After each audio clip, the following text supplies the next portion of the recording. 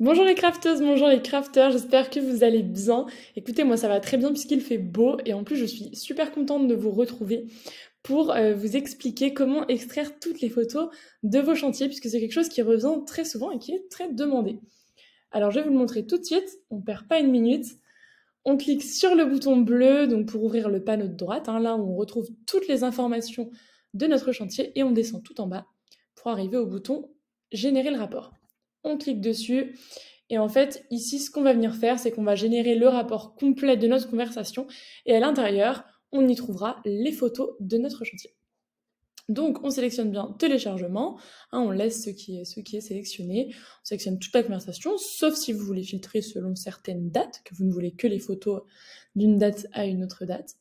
Et on vient donc inclure les documents, mais pas la conversation, parce que là ça ne nous intéresse pas. On clique sur télécharger le rapport, ça nous indique que le rapport est en cours de création, et hop, il a été généré. On voit qu'ici, j'ai un fichier en format zip qui vient d'arriver dans mes téléchargements. Je clique dessus, hop, il apparaît ici.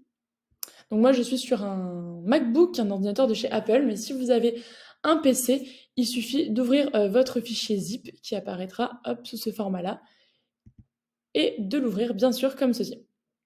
Ici, donc quand j'ai ouvert mon fichier zip, j'ai plusieurs sous-dossiers à l'intérieur. J'ai des dossiers donc pour les aléas, les tâches et tout ce qui est non catégorisé, c'est-à-dire tout le reste qui n'a pas été classé dans une tâche ou dans un aléa. J'ai aussi un petit fichier en format Word avec toute ma conversation et un fichier en format Excel. Donc moi, ce qui m'intéresse, c'est les photos, donc c'est les dossiers non catégorisés où je vais trouver toutes les photos qui n'ont pas été mises dans un aléa ou dans une tâche.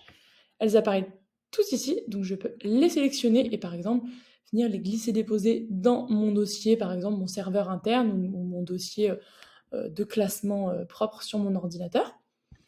Et imaginons que j'ai également mis des photos dans les tâches ou dans les aléas, comme c'est le cas ici. Et bien j'ouvre les tâches et je viens prendre les photos qu'il y a dans les tâches. Et pareil pour les photos qu'il peut y avoir dans les aléas. Les photos sont là également. Voilà. Si vous avez encore une question, n'hésitez pas à me la poser en commentaire, je serai ravie d'y répondre. Bonne journée à tous!